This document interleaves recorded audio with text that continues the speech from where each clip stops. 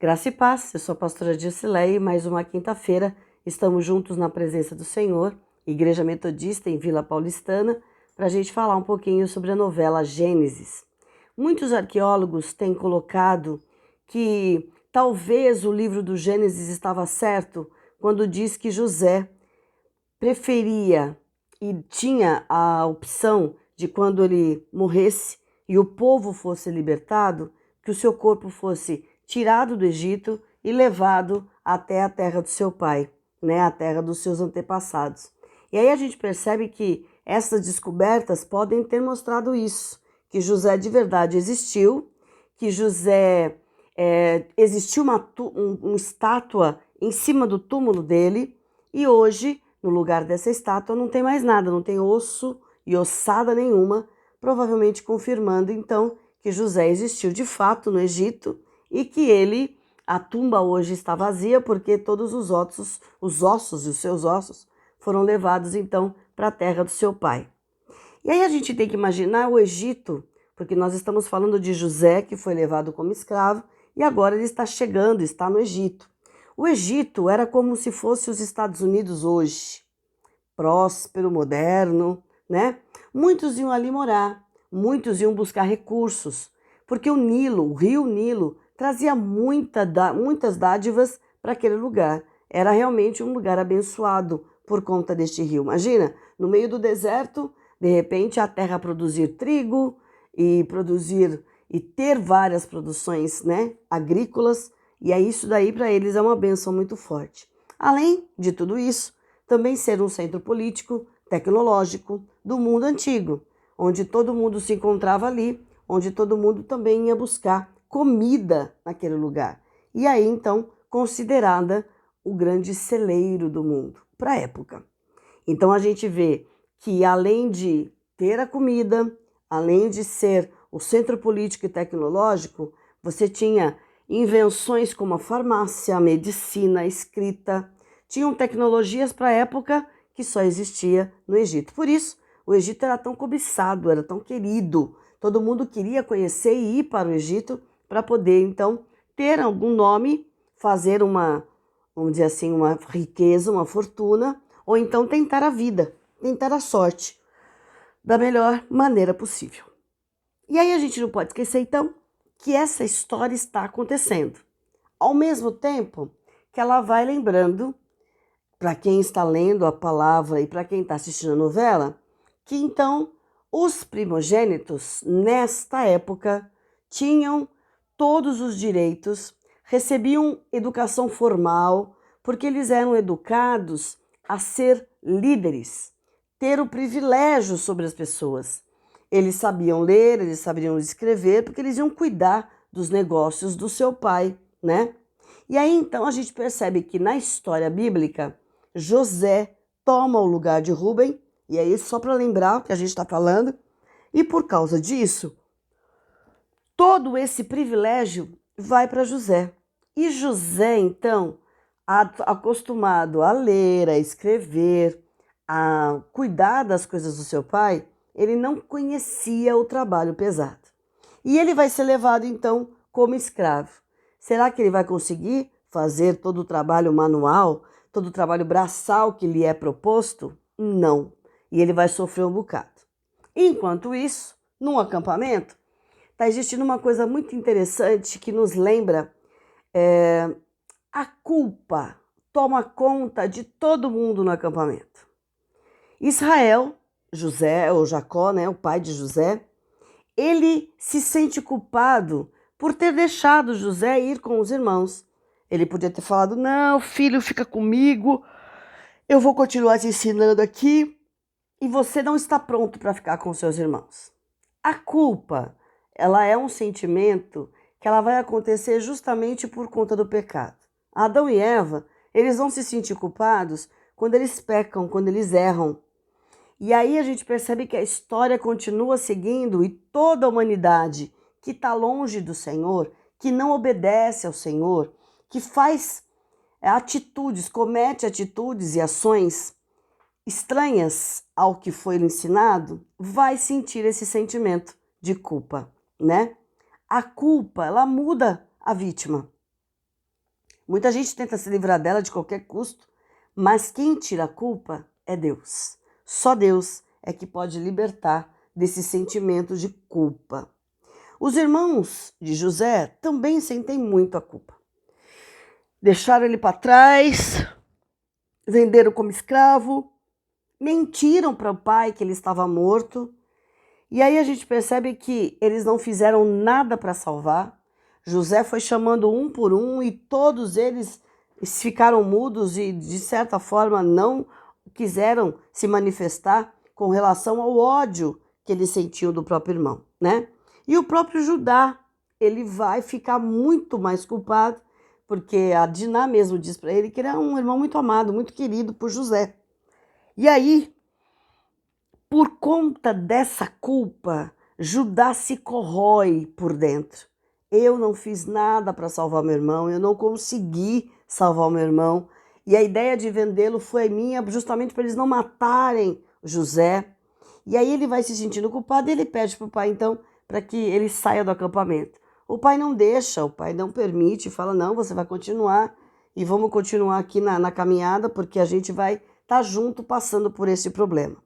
E esse sentimento de culpa, tudo o que eles fizeram, então, só para a gente relembrar, foi causado pela inveja, um outro sentimento daquilo que eu quero, mas eu não tenho, daquilo que eu sonho, mas eu não vou conseguir chegar.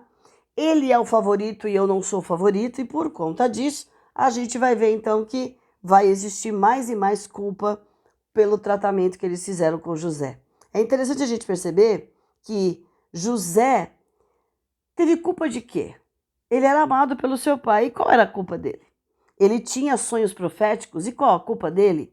Ele tinha os sonhos, as revelações, ele sabia ler e escrever. E qual a culpa dele?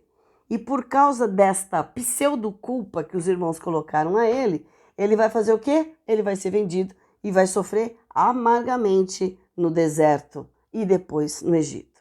Judá, então, ele vai sofrer com essa culpa, ele vai carregar essa culpa por muito tempo, ele não consegue mais nem dormir direito. Rúben também se sente muito culpado, né? E essa culpa, então, tá corroendo. E a gente percebe que tudo no acampamento tá triste, tá infeliz. Todo o tempo a infelicidade, não há mais um canto, uma alegria. Os irmãos desconfiam uns dos outros, principalmente de Judá, que quer ir embora. Por que você quer ir embora? Rúben também se culpa, né, nesse sentido todo. E é culpa, mais culpa e mais culpa. Enquanto não houver um arrependimento verdadeiro, não houver uma confissão dos pecados, a culpa não vai embora. A culpa não sai e ela deixa a tristeza permanente. E quando a gente vai para a psicologia, a gente percebe que culpa é responsabilidade por algum dano, um desastre que você causou para alguém. É uma falta, é um crime, né? E para a psicologia, então, a culpa, ela está relacionada ao remorso. Eu fiz e eu fico me corroendo até eu poder falar, até eu poder pedir perdão. Quando alguém viola os padrões morais, as virtudes, e tem, né, a participação em tudo isso, nessa violação. Isso é culpa. Pode dar origem também a uma depressão, porque a pessoa se sente muito triste, muito triste. Pode gerar um vício também, como o alcoolismo, porque a pessoa tenta se justificar e tirar esse sentimento de dentro dela. E aí a gente percebe que quais são vamos dizer assim, como curar essa culpa? Primeiro, identificando o problema, sabendo quais foram as consequências do que você fez, do que foi feito, não transferir para os outros, pensar, eu preciso assumir, né? Ficar triste com essa situação, né? E gerar mudança por causa dessa tristeza. Que essa tristeza te leve a uma mudança. Pedir perdão com sinceridade e mudar de atitude. Isso é o principal. Por isso que precisa ter, então, arrependimento verdadeiro, precisa ter confissão de pecados. Mas cadê José? Onde está José? Ele precisa também perdoar. O pai precisa conhecer, mas quem vai falar? Então, por isso, a gente vai ver esse sentimento de culpa até quase lá no final, quando os irmãos encontrarem novamente José, que a gente sabe que está vivo, mas eles ainda não sabem, né? Bom, voltando então para o Egito, ele vai ser levado como escravo então no deserto. No deserto ele vai conseguir criar aí um mecanismo de retirada de água que vai deixar todo mundo encantado, porque ele não sabe trabalhar na terra, mas ele tem uma inteligência. Olha o dom que o Senhor tem dado para ele, né?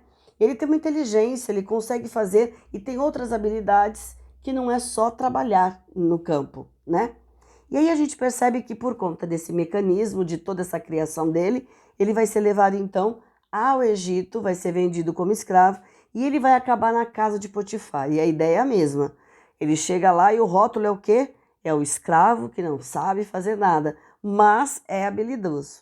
E por causa disso, Deus também vai tocar no coração de Potifar e ele vai ficar trabalhando para Potifar. Ele quase morreu, ele sofreu pra caramba no deserto, e aí agora ele está no Egito. E agora? Como é que eu vou fazer? Vamos trabalhar. E no Egito, a gente percebe que na casa de Potifar, ele vai tentar ajudar na administração da casa. E a gente viu que a própria esposa de Potifar pediu: arrume o meu quarto, ajeita meu quarto.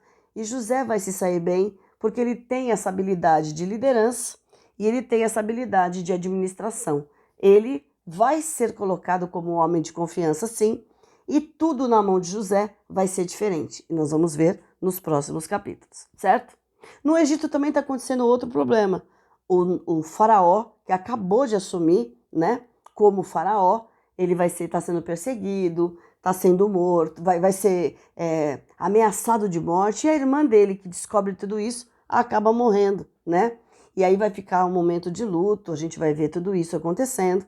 E Jacó não sabe, né, onde está o filho, os irmãos não sabem onde está José, e José vai continuar a vida dele no meio de tudo isso.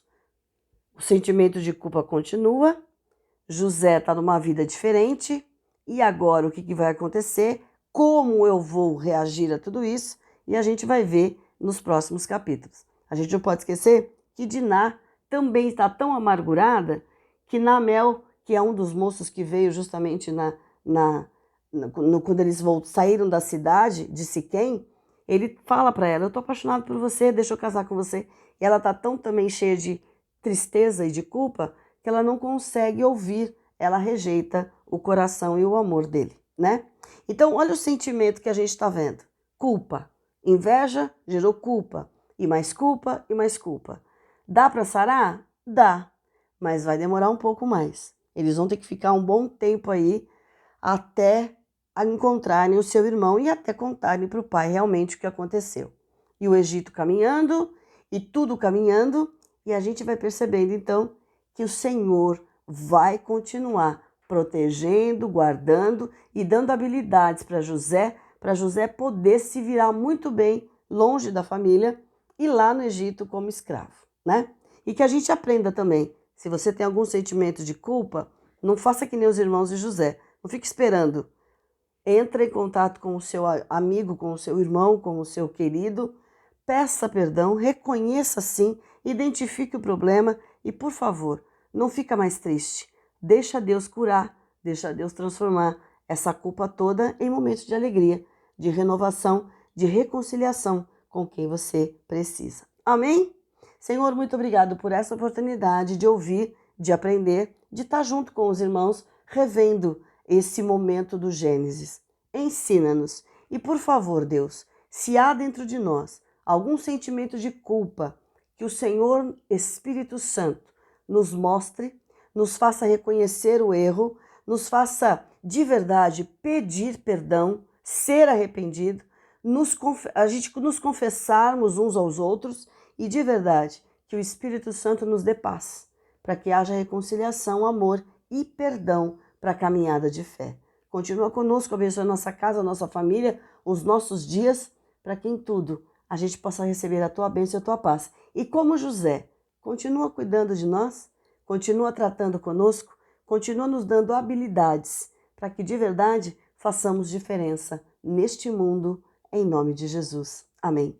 E a bênção do Deus Pai, Deus Filho, Deus Espírito Santo te abençoe e te guarde, te renove e te restaure, te encha da sua graça e da sua maravilhosa paz, hoje e sempre. Amém.